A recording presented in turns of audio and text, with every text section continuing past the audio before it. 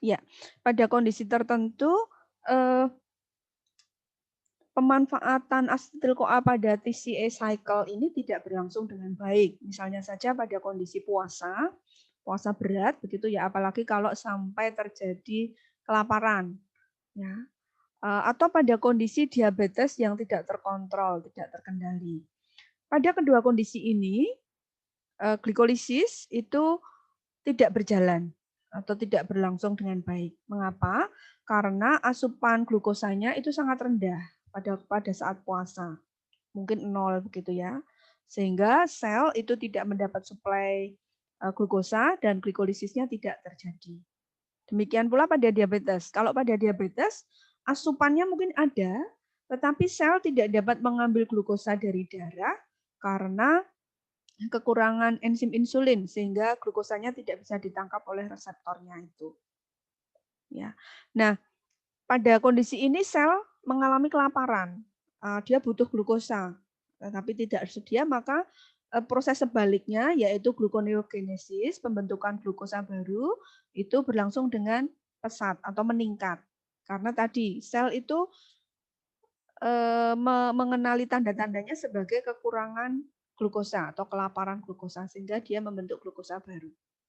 Nah, pada saat gluconeogenesis itu bertambah pesat, maka terjadi kekurangan oksaloasetat karena substrat ini diperlukan untuk gluconeogenesis. Apa yang terjadi kalau oksaloasetat itu menipis atau hilang? Maka proses TCA tidak berlangsung karena coba kalian buka lagi siklus Krebs. Tahap awal dari reaksi TCA itu adalah reaksi oksaloasetat mengikat asetil-CoA, membentuk sitrat. Ya, oksaloasetat mengikat asetil-CoA membentuk sitrat. Maka karena oksaloasetat tidak ada, siklus asam sitrat atau siklus Krebs ini kehilangan kapasitasnya, tidak mampu menghasilkan tidak berlangsung dan tidak bisa membentuk energi melalui proses siklus Krebs. Maka pada kondisi ini karena asetil-CoA-nya itu tidak termanfaatkan di dalam TCA, maka kadar asetil-CoA-nya akan meningkat. Nah, tubuh harus melakukan penyesuaian, adaptasi supaya asetil-CoA-nya ini bisa segera digunakan. Nah, apa yang terjadi? Nah, lalu ini melalui jalur alternatif metabolisme asetil-CoA yaitu melalui pembentukan keton bodies. Ya. Jadi ini penjelasannya. Under metabolic condition associated with a high rate of fatty acid oxidation, the liver produces considerable quantity of acetoacetate and trihydroxybutyrate. Jadi pada kondisi metabolik yang berkaitan dengan tingginya aktivitas oksidasi asam lemak, maka liver memproduksi sejumlah besar atau sejumlah yang signifikan dari asetoasetat dan 3-hidroksibutirat. Asetoasetat ini selanjutnya akan berubah secara spontan melalui proses dekarboksilasi membentuk aseton. Nah, ketiga senyawa inilah yang dikenal sebagai keton bodies, yaitu asetoasetat, D3-hidroksibutirat, dan aseton. Ya, ada juga yang menyebut sebagai aseton bodies atau ketons. Padahal ini tidak semuanya ketons. Ya, asetoasetat itu bukan senyawa keton. Hidroksibutirat juga bukan senyawa keton. Yang senyawa keton sebetulnya hanya aseton. Tapi kalau keton bodies masih benar. Tapi kalau hanya keton saja tidak. Nah, apa fungsi keton bodies ini? Nah, ternyata sistem syaraf pusat, yaitu otak, itu bisa memanfaatkan keton bodies ini sebagai sumber tenaga. Ya, kalau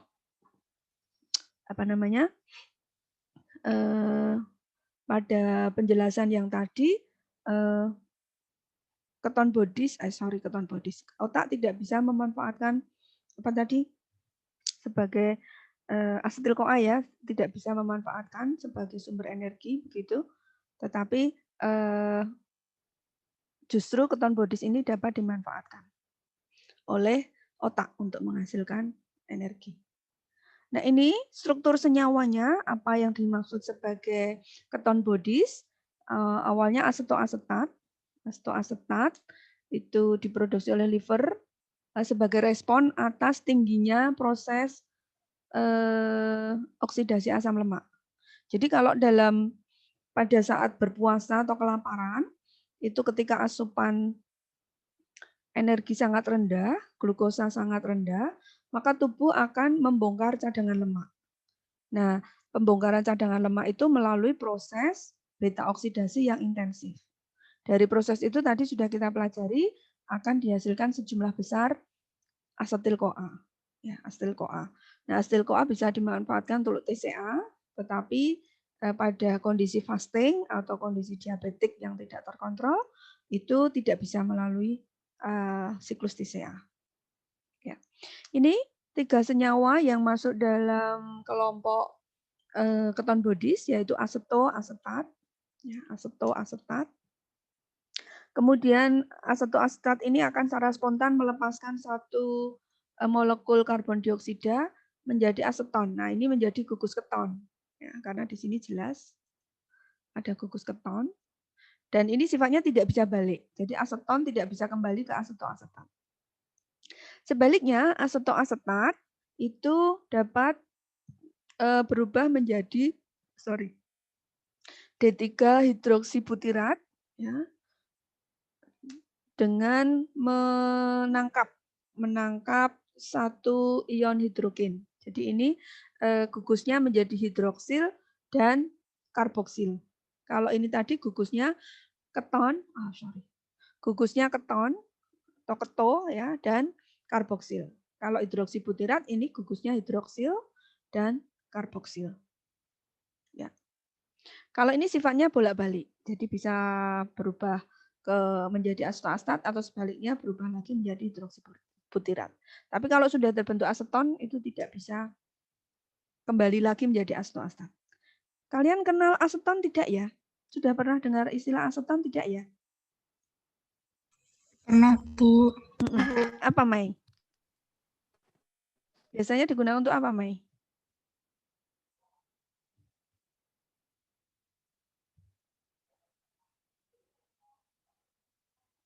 Halo? Biasanya buat itu, Bu, apa yang hapus kuteks-kuteks gitu. Betul. Jadi aseton itu yang diproduksi oleh pabrik secara komersial itu dimanfaatkan sebagai pelarut. Pelarut ya. Nah, dalam hal ini dalam pemanfaatan di rumah tangga dalam skala kecil itu dimanfaatkan untuk melarutkan cat kuku. Jadi menghapus cat kuku itu pakai aseton, ya. Pernah pakai? Hampir semuanya pernah pakai mungkin ya. Ini gadis-gadis. Pernah, Bu. Baunya gimana? Enak kalau saya, Bu. Wangi ya. Semeriwing. Semeriwing, kuat gitu baunya. Nah, apa yang terjadi kalau aseton itu terbentuk dalam tubuh? Nah, itu juga nanti berupa zat yang volatil, mudah diuapkan, maka ini pengeluarnya ikut melalui pernapasan. Nah, pada orang-orang puasa, pada orang-orang yang mengalami diabetes tak terkontrol, itu bau nafasnya sangat khas karena tercampur oleh aseton ini.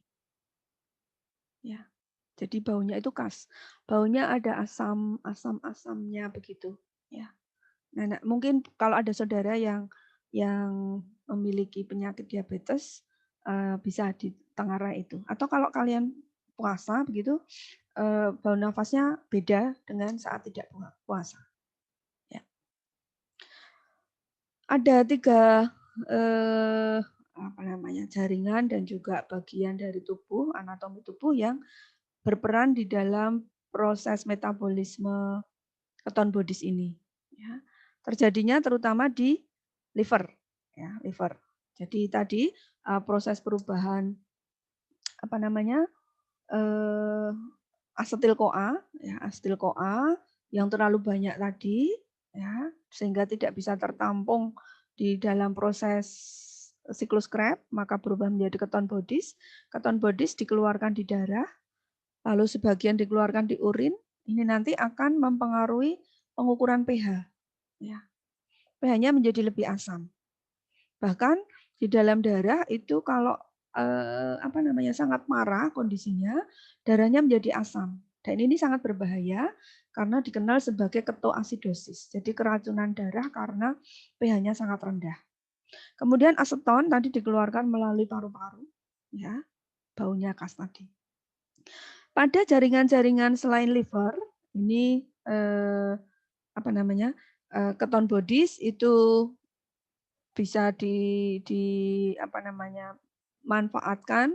Tadi misalnya pada kelenjar pada otak begitu ya, bisa dimanfaatkan sebagai sumber energi.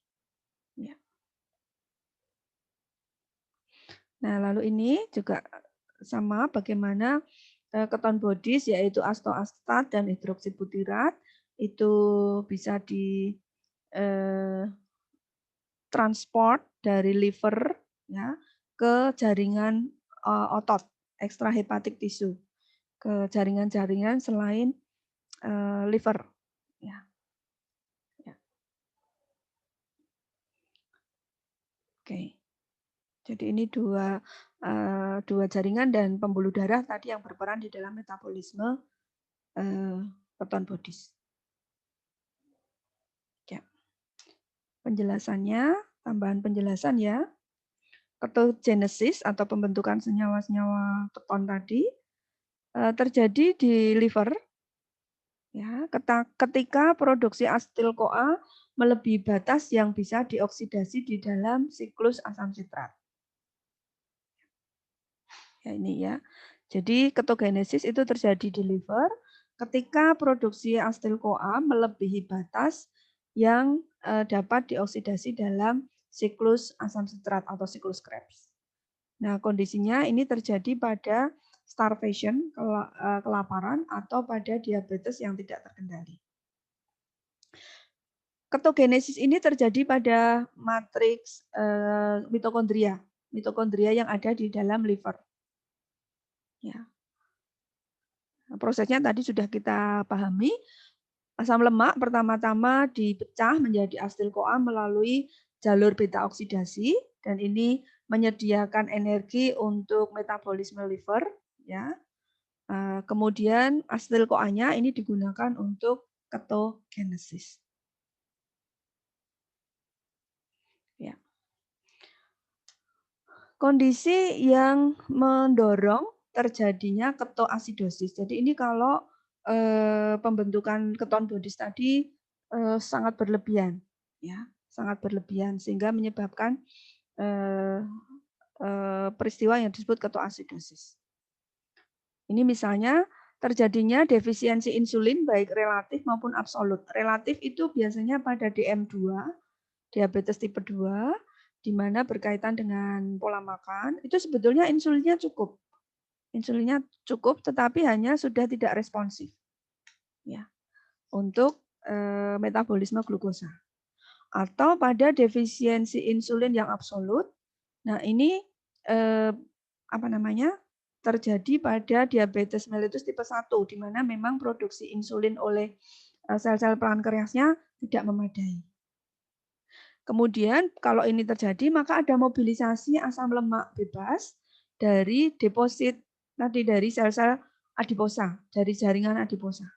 Karena tubuh kekurangan bahan bakar berupa glukosa untuk menghasilkan energi, maka dia lalu memanfaatkan jaringan lemak. Ya. Selanjutnya, asam lemak ini dibawa ke hati dan jumlahnya sangat tinggi. Jadi delivery asam lemak bebas ke liver itu sangat meningkat.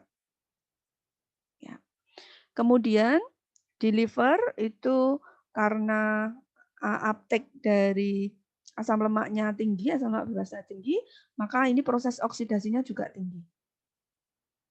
Nah, dari proses oksidasi ini dihasilkan asetil-CoA, maka selanjutnya oleh liver asetil-CoA itu ubah menjadi keton bodies. Ya. Jadi lalu tadi disekresikan atau dikeluarkan ke pembuluh darah. Maka ini bisa menyebabkan ketoasidosis. Tahap-tahap ketogenesis itu ada 3. Ya. Tahap pertama itu kondensasi 2 molekul asetil-CoA membentuk aseto-asetil koenzim A. Jadi ini ada 2 asetil-CoA, ya 1 plus 2. Lalu di sini ada enzim tiolase atau asetil koenzim A asil transferase. Ya, jadi terjadi pengikatan 2 molekul ini menjadi senyawa aseto-asetil koenzim A. Ya, melepaskan gugus koenzimnya. Jadi asetil-CoA plus asetil-CoA yang satu dilepaskan gugus koenzim A-nya lalu berikatan dengan asetil-CoA yang satunya. Ini ya. Jadi ini yang kehilangan asetil-CoA-nya yang berwarna merah. Maka di sini ada satu ikatan terbuka yang siap mengikat asetil-CoA yang lain. Dengan melepaskan satu atom hidrogen, yang di sini melepaskan satu gugus koenzim A. Jadi ini lepas. Maka lalu ini terbentuk ikatan membentuk asetil koenzim K. Aset itu kan 2 CH, 2 atom C, asetil koenzim A. Ya, asetil koenzim A. Tahap kedua yaitu pengikatan asetil-CoA yang ketiga. Jadi sebetulnya senyawa keton bodies itu betul-betul tersusun hanya dari asetil-CoA. 3 ya. Nah, ini ketambahan yang hijau ini. Nah, ini juga sama. Yang hijau ini melepaskan satu gugus koenzim A-nya dan asetil-CoA-nya melepaskan satu atom hidrogen.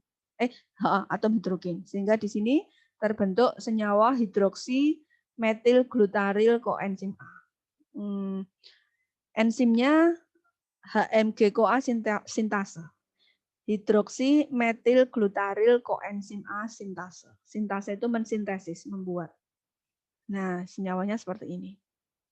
Ada gugus karboksil, ada gugus hidroksil, ada gugus metil, ada gugus keton. Lalu di sini ada gugus koenzim A. Ya. Hidroksi, metil, ini metil, jadi cabangnya itu metil. Glutaril itu karena ada 5 ya. Ini glutaril koenzim A. Nah, lalu di sini ada pemecahan. Cleavage, ya, cleavage. Ya, yang dipecah apa? Ini yang bagian hitam ini itu akhirnya dilepaskan dari hidroksimetil glutaril membentuk asetoasetat. Nah, jadi ini ada pemecahan. Enzimnya adalah hidroksimetil glutaril koenzim aliase. Nah, ini dengan melepaskan apa ini tadi? Asetil-CoA ya. Dilepaskan. Jadi membentuk asetoasetat. Nah, baru tadi asetoasetat asetoasetatnya bisa berubah menjadi hidroksibutirat dengan melibatkan nikotinamid dinukleotida NAD dan perpindahan ion hidrogen ya. Dan ini bisa bolak-balik. Kemudian yang kedua kalau dia melepaskan CO2 itu hanya bisa searah yaitu membentuk aseton. Ya.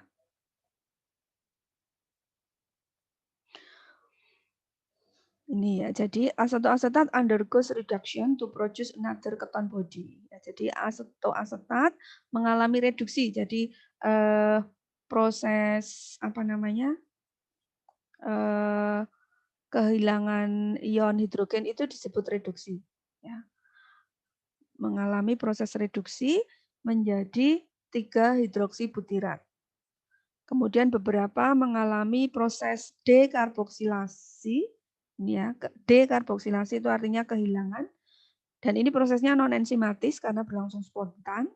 Nah, ini membentuk aseton dan gas CO2. Maka ketika puasa dan pada orang diabetes tak terkontrol itu produksi gas melalui parunya ini ya intensif ya, karena di sana ada aseton, ada CO2. Ya. Baunya kalau aseton murni tadi wangi, tapi ketika itu diproduksi oleh tubuh campur gas macam-macam, baunya menjadi tidak enak. Nafasnya menjadi tidak segar. Ya. Kemudian bagaimana nasib selanjutnya dari keton bodies ini? Ya, ini mengalami ketolisis, ya, bisa di jaringan selain hati, selain liver, yaitu di otak, jantung, dan ginjal, atau terjadi di jaringan otot, ya, di dalam matriks mitokondria. Ya. Jadi ini.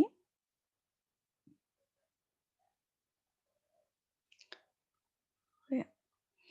Jadi hidroksibutirat, 3 hidroksibutirat dari senyawa tadi, ini ya. Ini hidroksibutirat, itu mengalami dehidrogenase, kehilangan hidrogen, ya, membentuk ketoasil koenzim A, ya, ini, melibatkan enzim beta ketoasil koenzim A transferase, ya. Lalu akhirnya terpecah lagi menjadi asetil-CoA. Ini organ-organ yang penting. Lipid droplet itu seperti cadangan lemak tadi, ya. Ini senyawa keton bodies, jadi asetat, hidroksibutirat, dan aseton. Ya. Prosesnya tadi dari asam lemak, beta oksidasi, asetil-CoA, jumlahnya berlebihan, lalu membentuk keton bodies. Ya. Tapi kalau normal sebetulnya asetil-CoA itu dapat di metabolisme melalui siklus Krebs. Tapi kalau ini melebihi ambang batas, maka membentuk keton bodies. Atau alternatif berikutnya adalah gluconeogenesis dengan menggunakan substrat oksaloastat. Ya. Para mahasiswa bisa melihat bagaimana ukuran atau pengecekan biokimia dari keton bodies itu bisa menjadi parameter mengenai ketidaknormalan metabolisme tadi.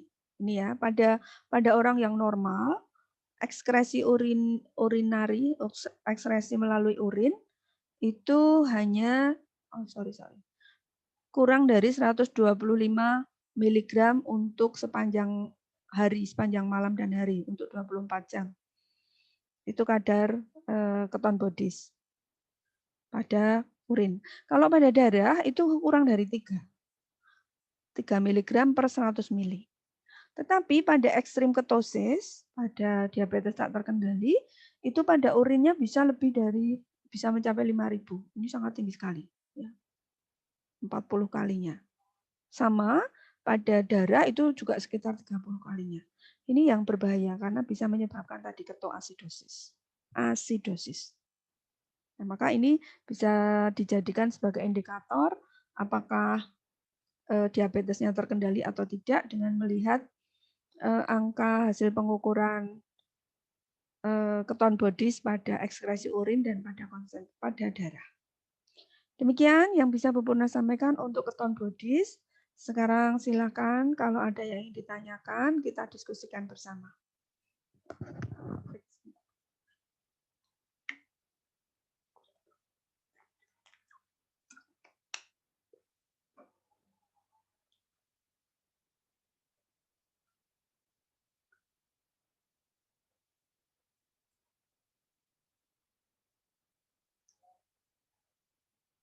Yo, silakan.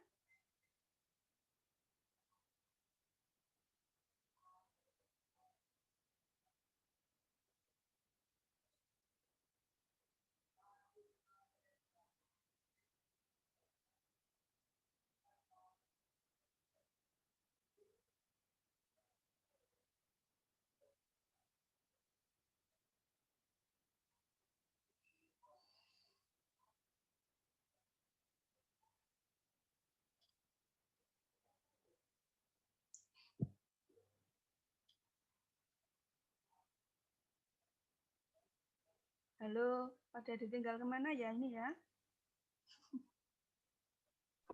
Halo Bu.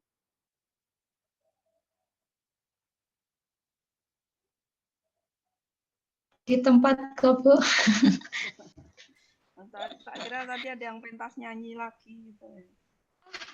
Siapa sih itu? Enggak, Bu.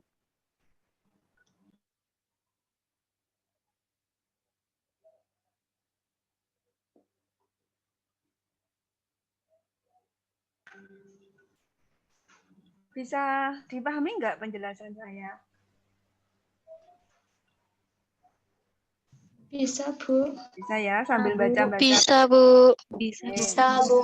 Ya, sambil dibaca PPT-nya.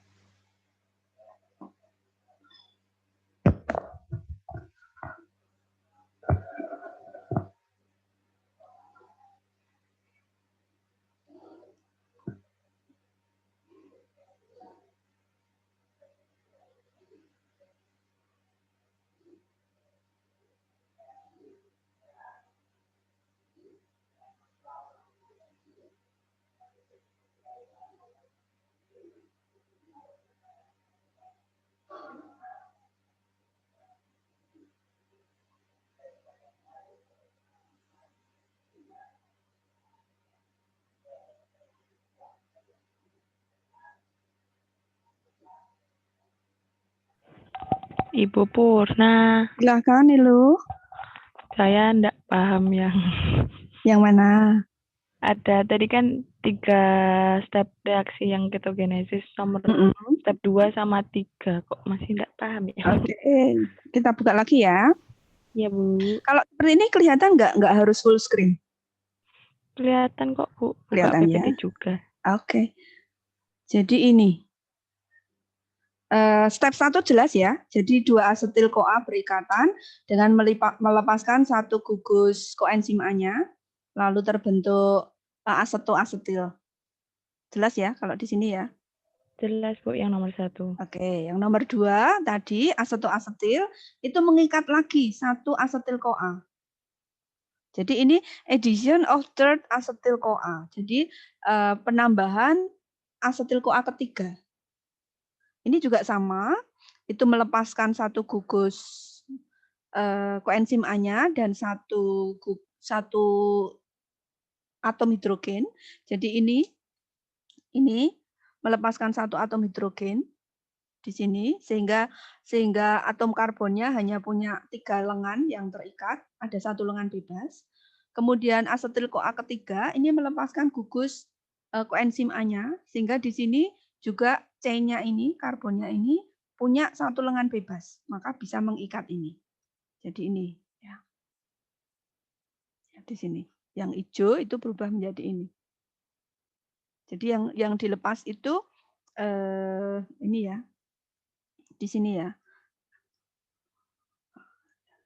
Gugus apa namanya? Koenzim A-nya lepas, lalu di sini ada modifikasi atau perpindahan atom begitu, sehingga ini diikuti warnanya saja. Jadi yang semula itu merah dan hitam, asetoasetil A-nya, asetoasetil CoA-nya, kemudian ada asetil-CoA ketiga, dia melepaskan gugus koenzim A-nya, lalu bisa terikat. Maka di sini ada perubahan. Kalau ini tetap, hanya yang ini akan mengalami perubahan yang semula gugus keto menjadi gugus hidroksi.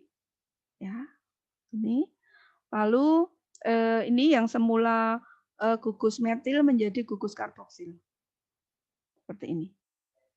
Jadi hijaunya masuk ke berikatan dengan yang ini, struktur merah ini. Maka namanya berubah karena semula ini memiliki senyawa fungsionalnya atau ikatan fungsionalnya keto, ya 2 keto ini astoastil. Maka di sini ada macam-macam. Ini ada hidroksi, ini ada metil, ini ada karboksil. Ya.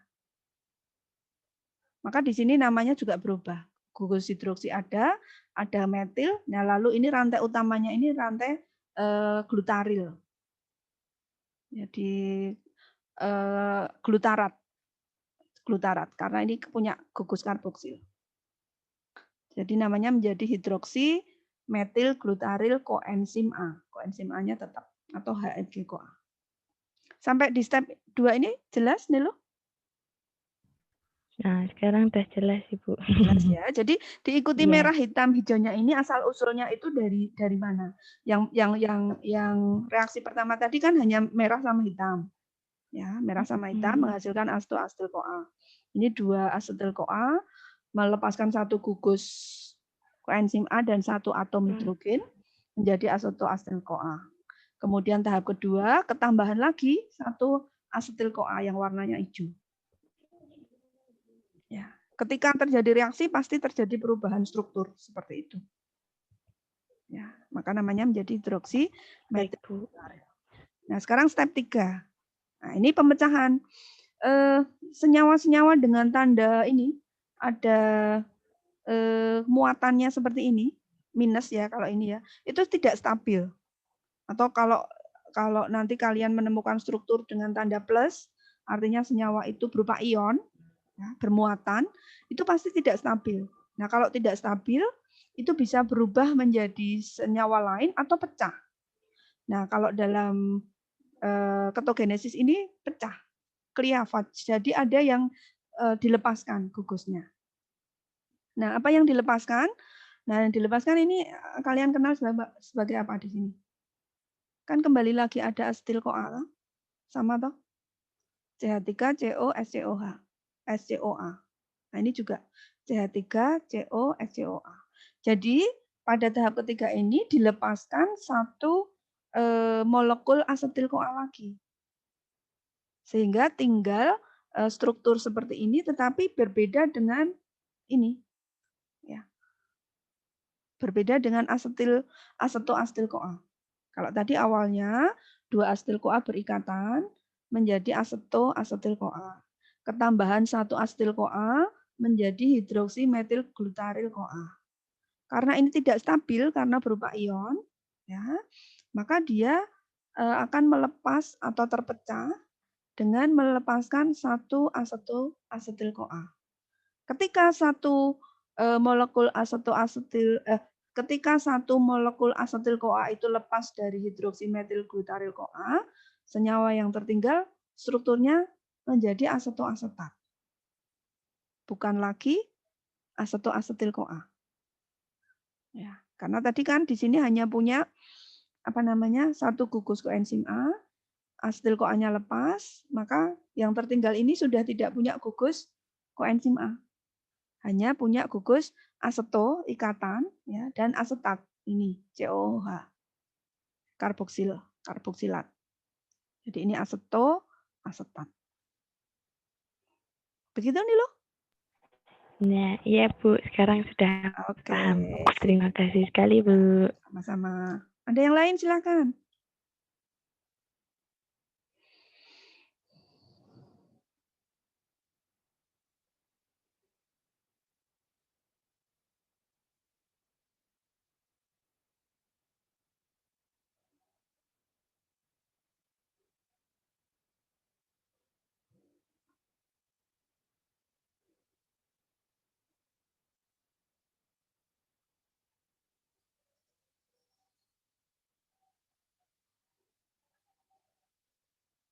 Yuk, silakan kalau masih ada.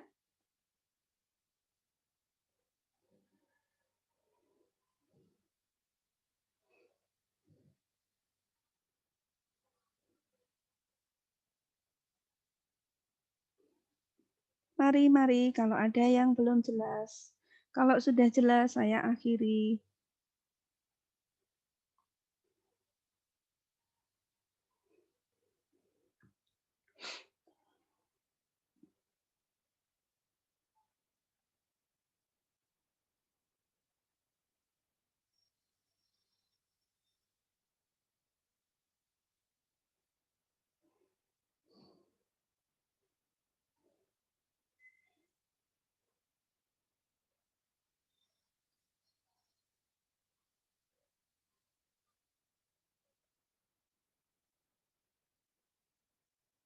Sudah jelas?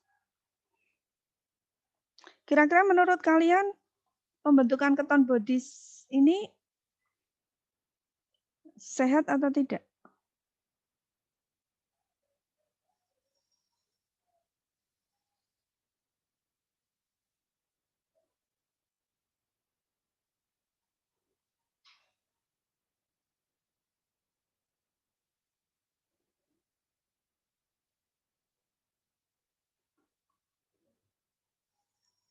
Halo? Bangun. Wes, dan pada kemana ya? Halo Bu. Hadir Bu. Di sini, Bu. Ya. Tadi pertanyaan saya dijawab. Pembentukan keton bodies ini bagaimana?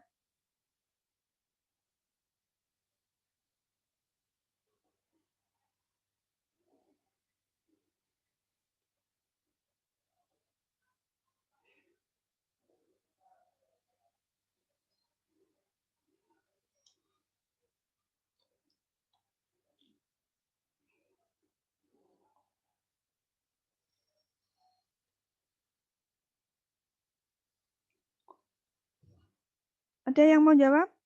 Kalau salah juga tidak ada denda kok, tidak ada penitensi.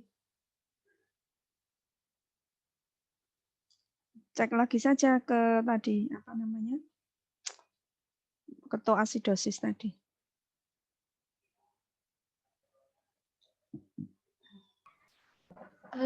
Saya coba, Bu.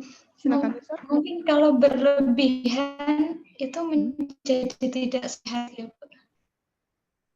Ya. Jadi ketika pembentukan keton bodies itu berlebihan, yang paling dikhawatirkan sebetulnya adalah keracunan darah tadi. Darah menjadi sangat asam karena kadar ketonnya sangat tinggi. Ya. Tetapi pada proses yang terkendali ya baik-baik saja seperti pada puasa. Puasa itu ketika asupan karbohidrat rendah, maka tubuh akan memobilisasi lemak cadangan untuk menjadi sumber energi. Maka orang puasa itu biasanya kan ada penurunan berat badan ya. Nah, ini juga sama, betul. Ini juga sama karena tadi lemak cadangannya digunakan.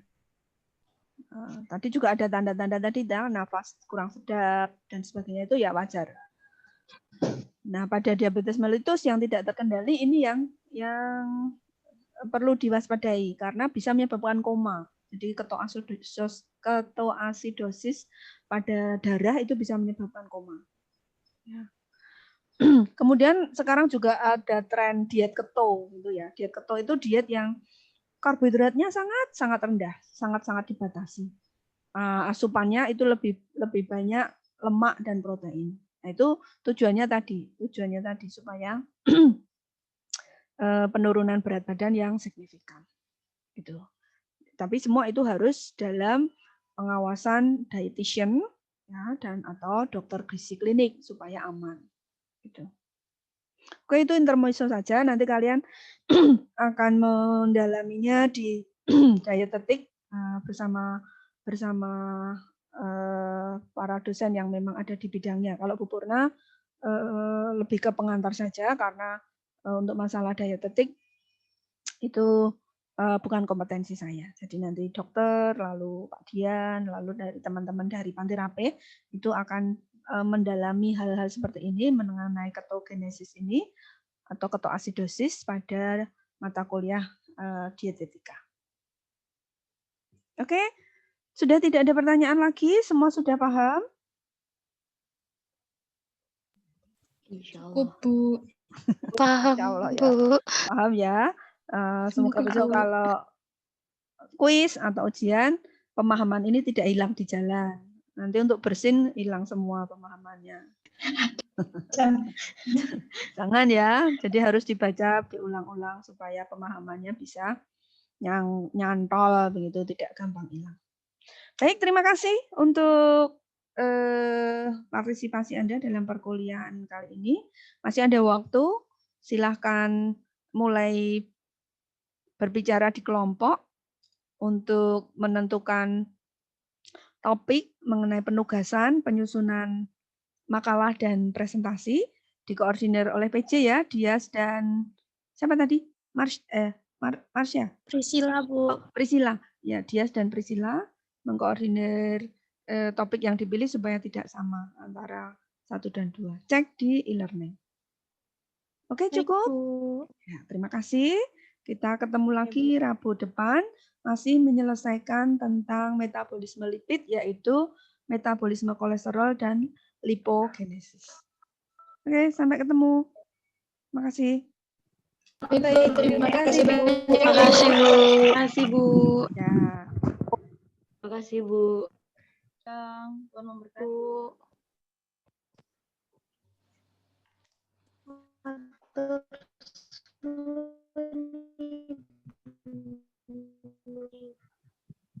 Siapa nih yang nyanyi? Terima kasih Ibu. Sehat Ya, selalu sama-sama. Bu.